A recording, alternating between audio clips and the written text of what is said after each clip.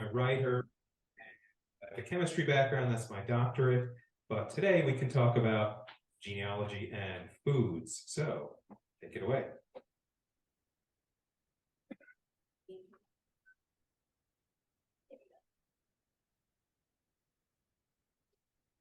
So, the whole idea here is that even before you might want to jump into ancestry.com or databases or anything else, just what do you know from your own background? In particular, the kinds of foods that you grew up with that might give you a clue as to where your family came from. So you don't have to look further than perhaps the food that is or was on your plate. So the topics we'll talk about are everyday Jewish foods. Then we'll look at holidays like Shabbat and Rosh Hashanah and Hanukkah and Purim, Pesach, and then we'll have some question and answer time. And then we can present you with our book at the back of the auditorium, and maybe you'll want to get a copy of it. So that is our talk for today. Cool. Okay, so this is how I started out with getting into genealogy. I was in college, and does anyone remember mimeograph machines? So you can tell that was something I think my mother helped me print these. So I ran off a whole bunch of questionnaires on a mimeograph machine and mailed them to all my relatives. This is a copy of it, and I have a very rudimentary family tree diagram there, and to this day I still have all the questionnaires that my relatives mailed back to me, and that's really when I got interested in genealogy, and I have been doing it ever since. So as I said, I started out when I was 7, and that was in the fall of 1970. You can calculate how old I am from that now. So it was a second grade project. Everybody had to do it. This is the actual ancestor booklet that I came up with, and I got the A+, and I kept going. So this is basically my second grade project, still going on to this day. So many decades. Yeah, many decades later. So let's talk about some everyday Jewish foods. So the first one is gefilte fish. And the question is, what do you put on your gefilte fish and how do you make it? So you can make it sweet or you can make it savory. And there's an actual geographic line that can be drawn down Eastern Europe as to which part is savory or sweet. And if we go to the next slide, it turns out that it basically comes down to when sugar was introduced, and sugar beets came into southern Poland and the factory there. So it was in southern Poland that sugared or sweetened gefilte fish came into being. And it also crept into other things like challah and kugel and as we said, gefilte fish. So southern Poland is the center of the sweet gefilte fish area. And if it's not sweet, then we're talking the Litvak area, which got sugar later on. So let's go to the next slide.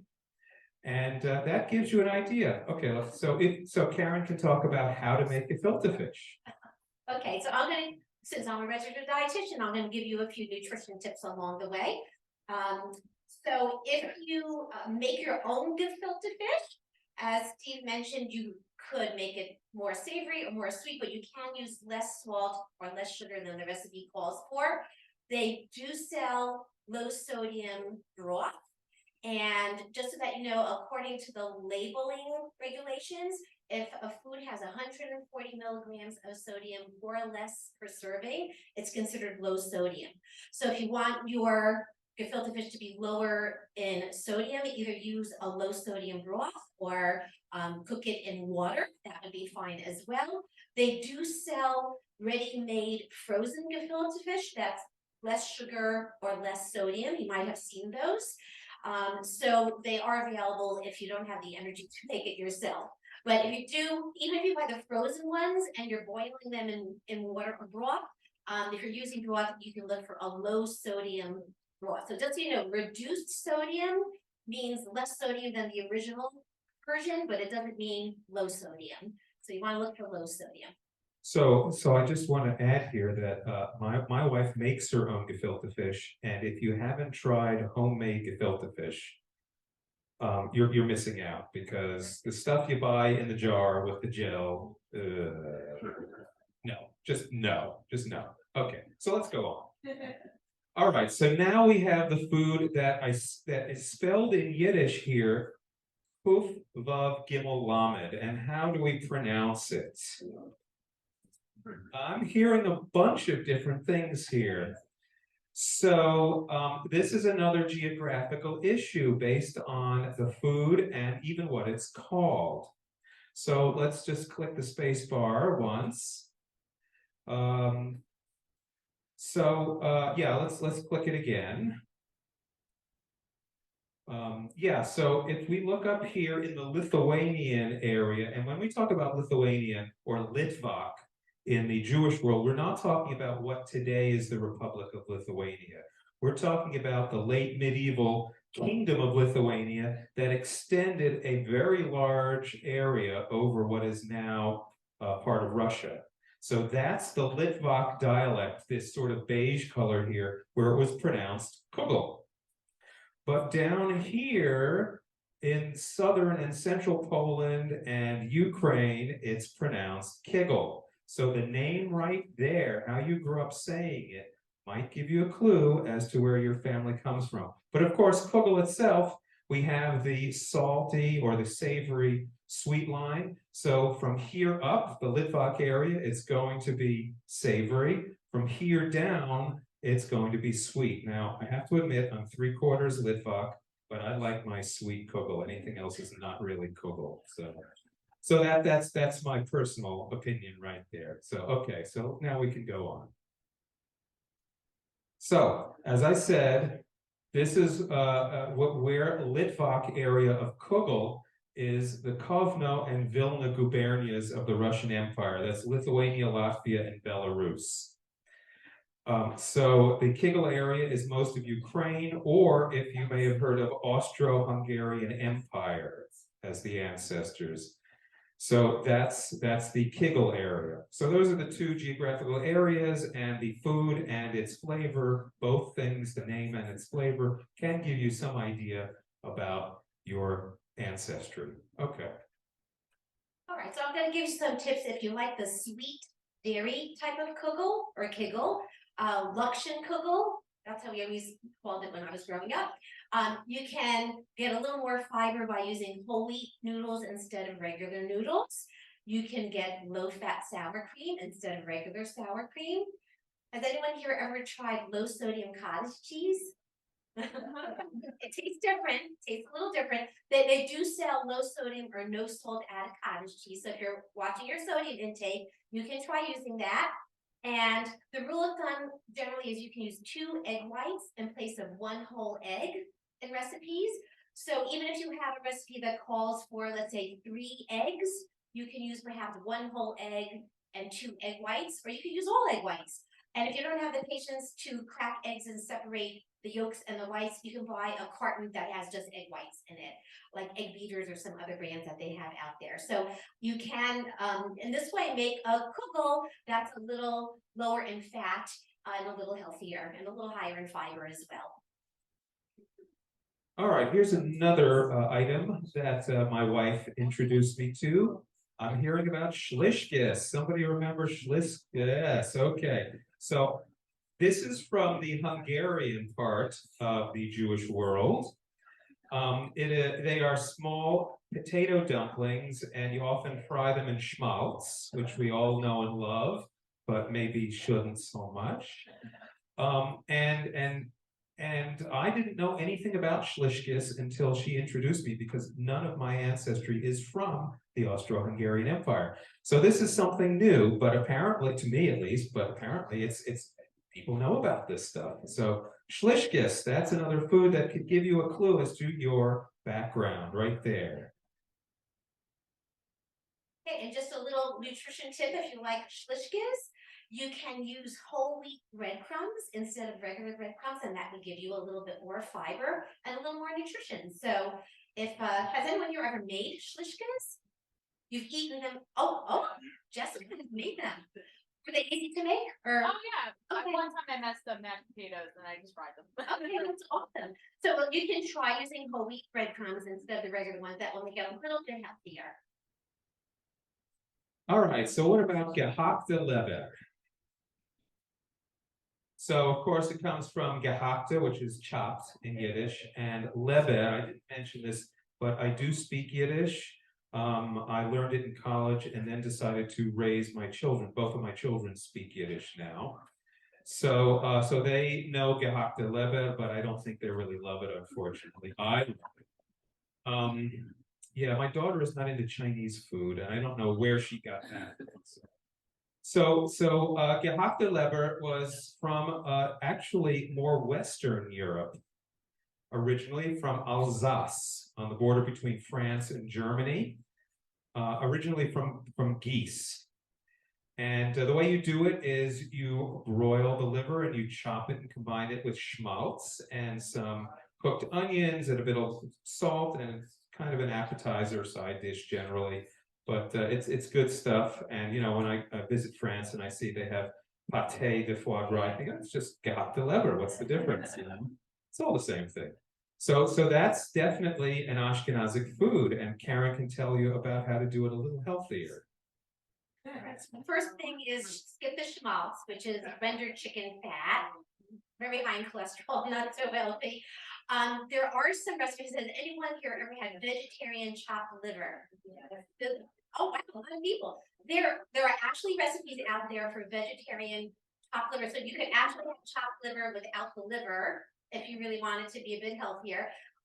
There is an old-fashioned version of vegetarian chopped liver from Bon Appetit magazine. It was made from canned green peas, string beans, smashed up with fried onions and mushrooms. Sometimes eggplant was added. So other recipes add walnuts. I've seen recipes for ground up walnuts in plant-based chopped liver. Sometimes they use hard-boiled eggs or crushed up crackers. And the new wave of vegetarian chopped liver recipes even might use kidney beans and lentils as a base, or as you can see here, cashews. So if you just go online and look for vegetarian chopped liver recipes, you will find many of them. Does it taste exactly the same? No, but they're pretty nice, right? They're pretty good. So if you want to, you can give it a try. All right, let's talk about Shabbat or Shabbos in Yiddish. So now, when you do the blessings on Friday night, you might have this braided bread, and most of you will call it except if you're from Germany. The German Jews would call it barches or berches. Yes, and people shake their heads and go, scratch their heads and go, I never heard of that. But if you go to German Jewish cookbooks, you will find it. And I've heard from people either descended from or grew up in Germany, they know of berches and barches. So the challah that we know is really an eier challah, an egg-based challah, but barches is not. And I think we want to go to the next slide here. The difference is barches is often a potato-based bread, so it doesn't have the sweetness the same way that the eier challah has. And so my wife actually baked one a few weeks ago. I had my niece and her partner in from out of town, and they're vegan, and so we did a barches, and it was nice. It was not a challah in what I would call, but it was certainly a bread, and it did its thing. So the name of the word might be from broches, you know, making blessings, or maybe it's from the German word bercht, which means a braid, or maybe even berchta, which sounds kind of like bourekas, you know, a blessing on something. So I don't know, but Caryn can tell you about doing that in a healthier way. So has anyone ever tried making challah with whole wheat flour? Okay, I see some hands up there. So you can try, as it says here, a blend of whole wheat flour and white flour. I think my husband back there tried all whole wheat challah, and the texture, it didn't quite totally work. Now there is something called white whole wheat flour. Has anyone ever heard of it? Naomi. Oh, and one person, a couple people back there. So there are two kinds of wheat. There's red wheat and there's white wheat. I actually learned this at a dietetic convention.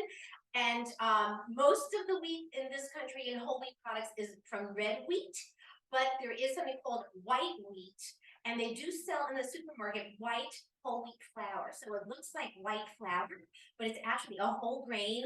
It has all three parts of the grain, the bran and the endosperm and the germ. Those are the three parts of the grain. So if someone in your family isn't wild about the regular whole wheat flour, you can make things with white whole wheat flour, and it will look basically like regular challah, but have more fiber in it and be a bit healthier. So as it says here, white whole wheat flour can replace 50 to 100% of the regular flour. So you can experiment a little bit.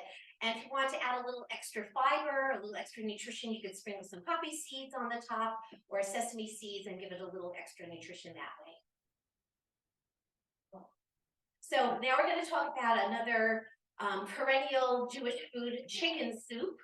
And most of us are familiar with traditional chicken soup, which is called goldene yoich in Yiddish. And we often serve it with knedlach, which are matzah balls, or kreplach, which are meat dumplings. So a lot of us are familiar with this kind of chicken soup, but there are other kinds of chicken soup. And we go to the next slide. I actually read about this in a magazine that I get called Food and Nutrition Magazine. And a dietitian who wrote this article said her grandmother from Baghdad cooked her chicken soup with a Persian Jewish dumpling made of turkey or chicken and chickpea flour. So if you grew up eating this type of chicken soup, that might give you a little bit of a hint about your background. You might have an Iraqi Jewish background. So if you want to make your chicken soup a little bit healthier, just a few tips to add a few extra vegetables like onions, parsnips, turnips, carrots. You can add a little nutrition that way. And once again, as I mentioned before, you can either make your own broth. If you don't want to add salt, you don't have to do that. If you're getting a ready-made broth and you're watching your sodium intake, just look for one that says low sodium, which once again have to have 140 milligrams of sodium or less per serving. So that's a way to make it a bit healthier. Okay, now we're going to talk about Rosh Hashanah, or Rosh Hashanah, which means head of the year. So as it says, your Ashkenazi Jews who are from Central and Eastern Europe are very familiar with traditional Rosh Hashanah meals like brisket and simmis. You probably are quite familiar with simmis, which basically is a side dish made with stewed carrots and dried fruit. Sometimes sweet potatoes are added to that dish. So this is a very traditional Rosh Hashanah meal if you're Ashkenazic. If you're Sephardic, it might be quite a bit different. So the Sephardi Jews are descended from the Iberian Jews that were expelled from Spain and Portugal in the late 1400s. And they might have some Rosh Hashanah appetizers made with dates, black-eyed peas, leeks, spinach, squash, and the cheek of a cow or a fish head. And when I read up about that a little bit more, it said that the cheek meat or the fish head symbolizes the yearning that we may be the head, not the tail, because Rosh Hashanah means the head of the year. So it's just a tradition. Has anyone had any kinds of high holidays? Okay, just curious. Okay, there are some other traditions as well. This top quote is actually from a publication called the Jewish News of Northern California. This is from someone who's Turkish. The person said, we Turks prepare a dairy repast with bourekas, and moussaka. And there's a very well-known chef, Mered Gutman, who said that boyos or boyikos are small cheese biscuits that have origins in the Sephardi cuisine of the Balkan countries, mainly Bulgaria and Turkey. So if you ate these for Rosh Hashanah, that might give you another little clue about your ancestry. There's a woman, Esther Schlesinger, who belongs to our synagogue, and she grew up in Morocco. So I spoke with her over the last couple of weeks and got some of her stories about what she grew up eating. She came to this country when she was 23, and she said we had soup made with 7 vegetables that my father used to bless because they were new vegetables of the year, and we also had lamb stew. So a little different than what some of us would be used to eating for Rosh Hashanah. And this is a boureka. Has anyone had bourekas? Okay. It's basically like a pastry turnover that can have cheese and other things in it. Right, now people talk about Hanukkah. So let's go to the holiday of Hanukkah. All right, so we all know about latkes, I would presume. So they're pretty recent, actually, or at least potato latkes, vulva latkes, that potatoes came into the Ashkenazic diet only really in the early to mid 19th century, when there was crop failures in the Russian Empire. So before that, the latkes were made with cheese, often from goat or sheep milk. And by the way, the word latke itself is any kind of pancake. Only when we're not speaking Yiddish, then latke has a specific meaning. But if I wanted to talk in Yiddish about just like pancakes with maple syrup, I would call them Amerikanische latkes, American pancakes. American pancakes, for those of you who don't know, tend to be thicker and heartier than the thin crepe-like pancakes of Europe. So Sephardic Jews for Hanukkah often have these deep-fried fritters, and they call them bibuelos. So bibuelos are typical of the Middle East and North Africa, Southern Europe, around the Mediterranean. Now about Egypt, that often in Cairo they might eat, or used to eat, there are not so many Jews there now, but they might eat fish balls and then artichokes, and then you'd have lamb or veal in a stew, which they called sofrito, or you might have a veal roast. And then your dessert would be date filling in shortbread cookies. So that's a lot different than what we're used to. For the Iraqis, this one, I have a friend in London whose both of her parents were born and grew up in Iraq, in Baghdad. And so she tells me that at home for Hanukkah, they would have fried zucchini and donuts at the synagogue. And then they'd have something called ka'ak bil simsim, which is a dough filled with dates and rolled and covered in sesame seeds and baked. And you might also add some fennel seeds, and then they're formed into this circular shape here. That would be the ka'ak bil simsim.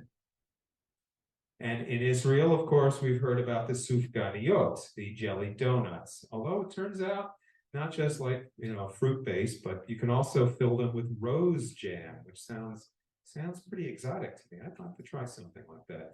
For Italy, and by the way, my daughter is in Rome right now for the spring semester, and she just texted that she was in the Jewish ghetto of Rome today and had things. So for Hanukkah, they would have, the Italians would have potato pancakes from seasoned mashed potatoes, and then they coat them with breadcrumbs and fry them.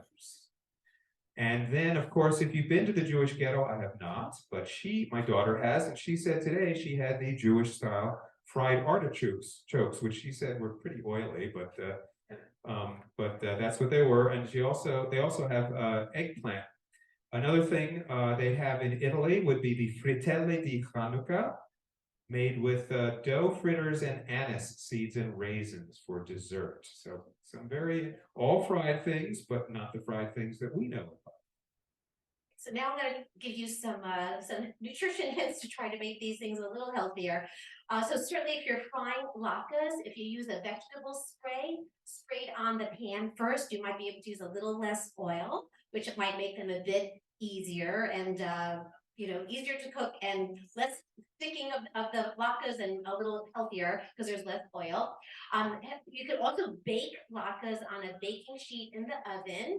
Not exactly the same texture, but if you're trying to watch your fat intake, it works. You can do that. You can certainly try using whole wheat matzah meal, once again, to get a little more fiber, and use the whole grain if you're making your latkes with the matzah meal. And there are lots of different versions of latkes, some of which use sweet potatoes instead of regular white potatoes. So white potatoes are a pretty good source of vitamin C. Sweet potatoes are a good source of vitamin A. So if you want to kind of switch up the nutritional value of your latkes, you can try using different kinds of potatoes for them. So I'll toss in here that my wife likes to do for Hanukkah one evening, which we call latke fest. So the entire meal is latkes. You can have cheese latkes with for your protein, and potato or sweet potato latkes for your starch, and then some kind of spinachy or some kind of latke, vegetable latkes for your vegetables. So you can have even a latke, whole latke fest. A complete meal. A complete meal, all in 3. Yes. So. Now we're going to talk about Purim. And this is the chef that I mentioned earlier, Vered Gutmann. She actually explained that Hamantaschen can be traced back to Eastern European pastries that were filled with cheese, corn jam, or meat.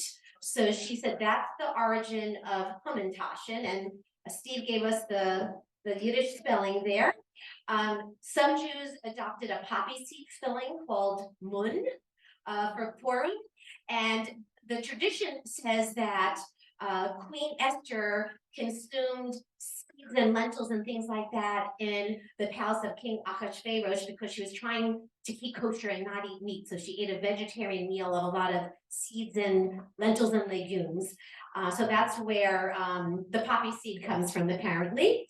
And Hamantaschen in Israel are called Oznei Haman, and there are also Sephardi and Italian Haman's ears, sweet pastry ribbons that are rolled into a shape that look like ears.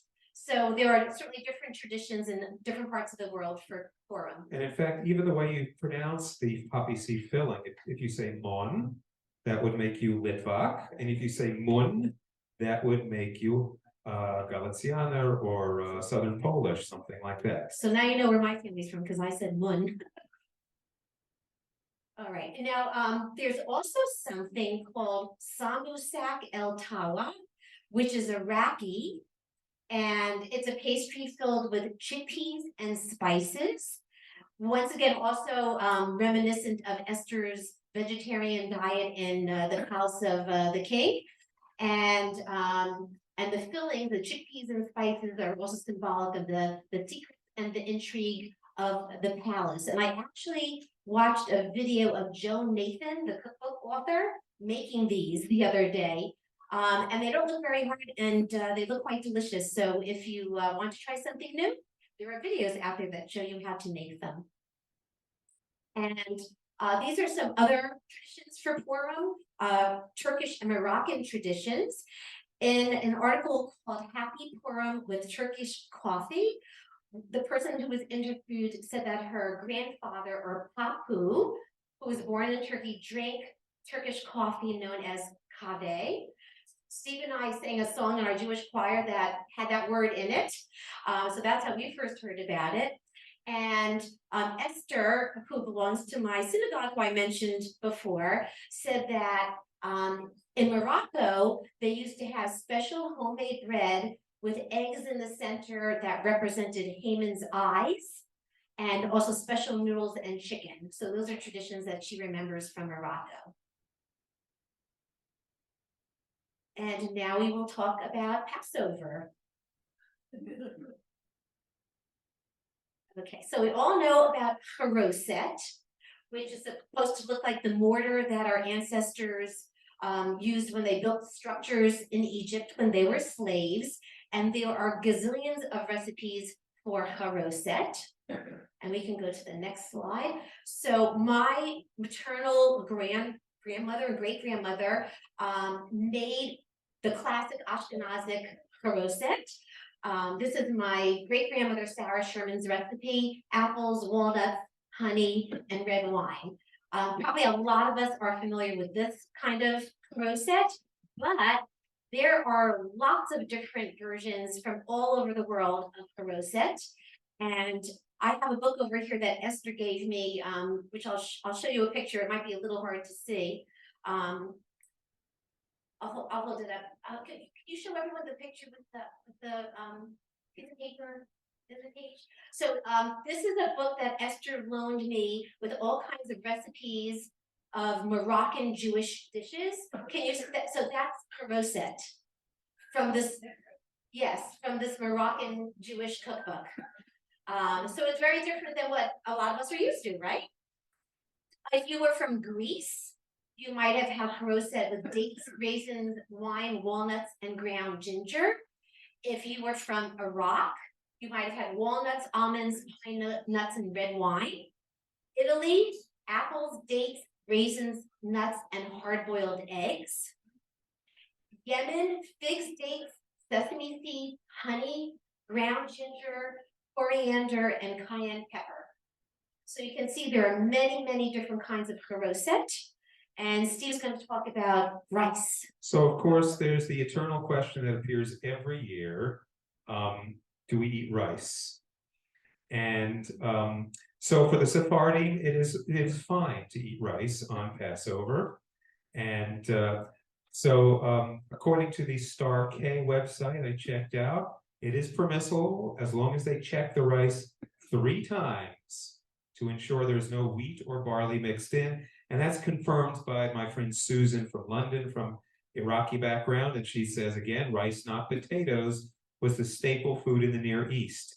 So Sephardim allow it for Passover if it has been checked. So yes, those of us who are Sephardim may do that. For Morocco in Passover, lamb stew with truffles, which actually sounds pretty good. And was very popular. And then the last day of Passover, they called it Mimuna. There was a food called mofletas, or crepes with honey and butter. And Moroccan mint tea. I think I want to be Moroccan now, because that sounds pretty darn good. I'll just mention a quick thing. So Esther was telling me yesterday, actually, that it's called Mamuna in Arabic and Mimona in Spanish.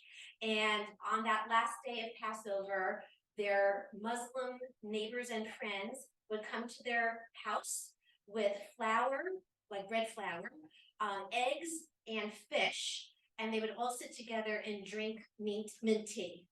So that was the tradition on the last day of Passover. It was very festive.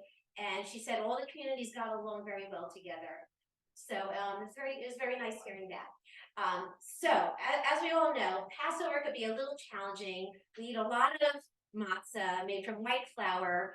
We might not be eating our usual requisite of fiber in our diets. So if you're trying to add a little fiber to your diet during Passover, you can get whole wheat matzah. You can get matzah that's made with the entire grain. As I mentioned before, whole grains have 3 parts: the bran, which is the outer covering of the grain that has the fiber, the germ, which is the inner part of the grain that has a lot of the nutrients, and the endosperm, which is the starchy part. So when they mill and refine grain, they remove the bran, which is the outer part that has the fiber, so there goes the fiber. They remove the germ, which is the inner part of the grain that has a lot of the nutrients, and you're left with the starchy part called the endosperm. But then a lot of times you'll see that they enrich the flour. So if you go home and you look in your pantry and you look at your bag of white flour or your bag of white rice, very often it will say in parentheses, enriched with thiamine, riboflavin, niacin, iron, and folic acid. So they're adding back a few of the nutrients, but they're not adding back the fiber, and they're not adding back all the nutrients. So if you want to get all the fiber and all the nutrition, try to find a whole grain matzah. They make whole grain matzah farfel. There are lots of different products now that they didn't have years ago that are whole grain, so that should be helpful. And if you're making some kind of a side dish, as we said, try using spelt matzah, whole wheat matzah meal, whole wheat matzah farfel, and you'll get a little bit more fiber and more nutrition that way.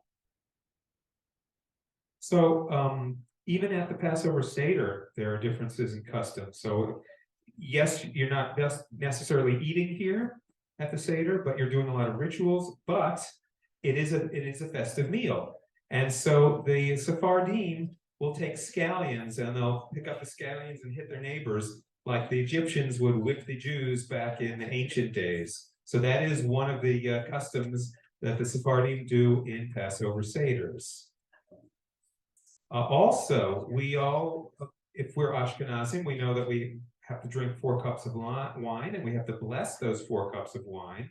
But the Sephardim do not do all 4 blessings. The second and fourth cups are considered continuations of the first and third. So they only say 2 blessings during the Seder. So that, even if it's not the food you put in your mouth, it's the act around the food that can give you an idea where your family is from. So here is something interesting. During the pandemic, I sent about 3 dozen rolls of old 8mm and Super 8 film to be digitized to a company in California.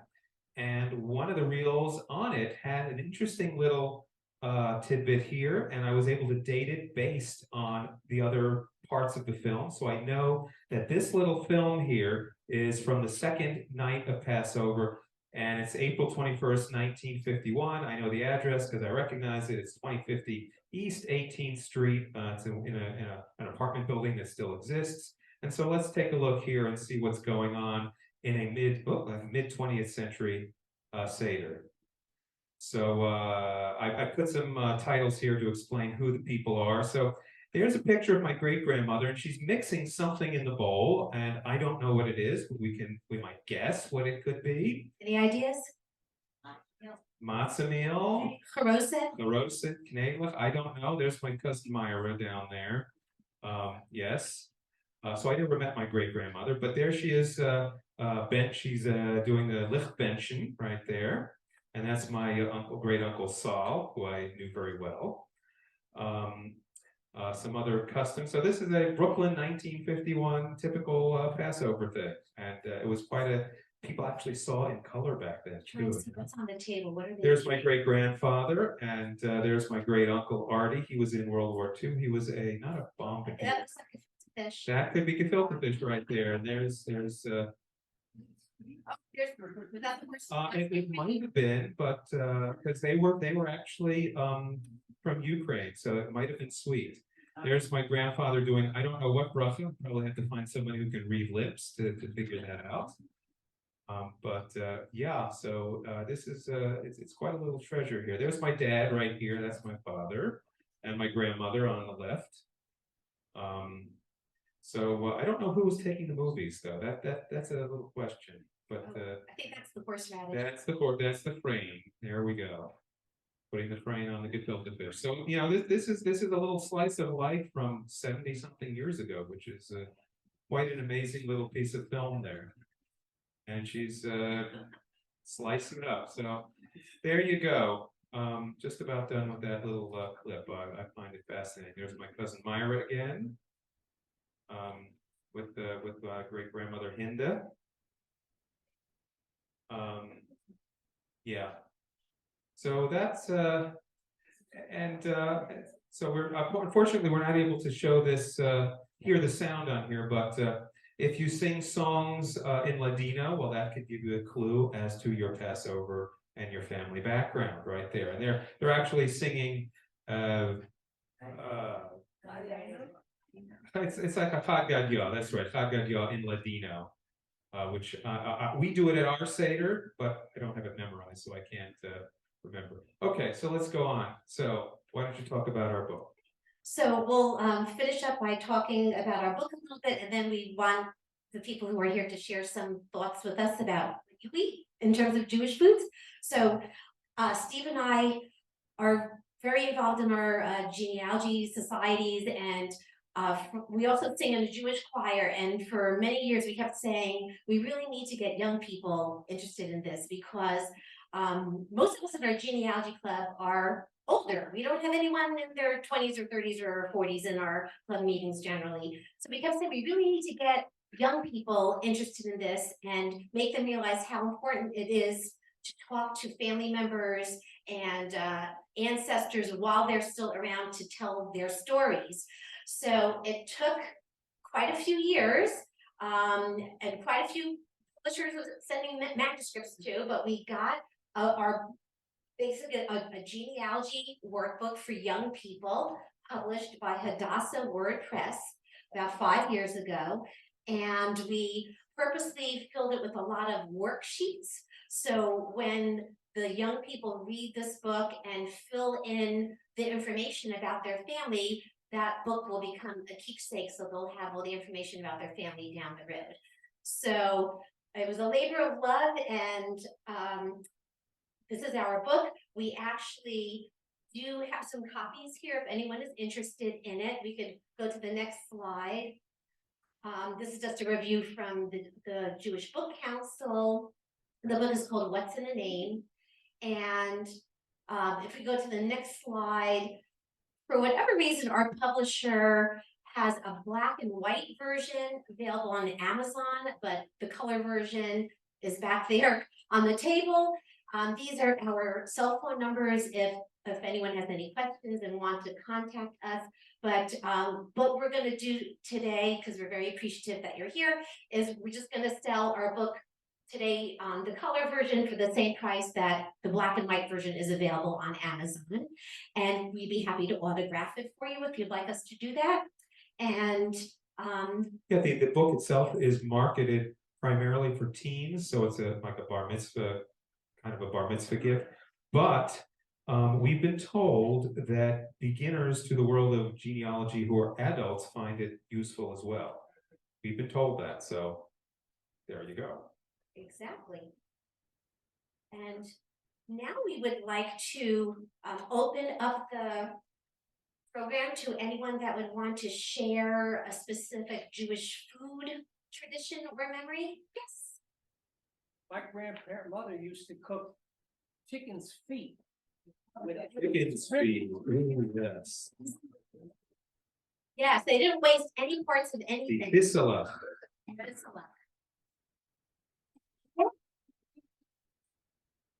Interesting. So that would be probably more Ashkenazic. That would be Ashken, or picha. Do we know about picha? Oh, yeah. Krepla, yes. Right, the sour cream versus applesauce on your blintzes. So yes, so on the latkes. So yes, so that would be the gefilte fish line again.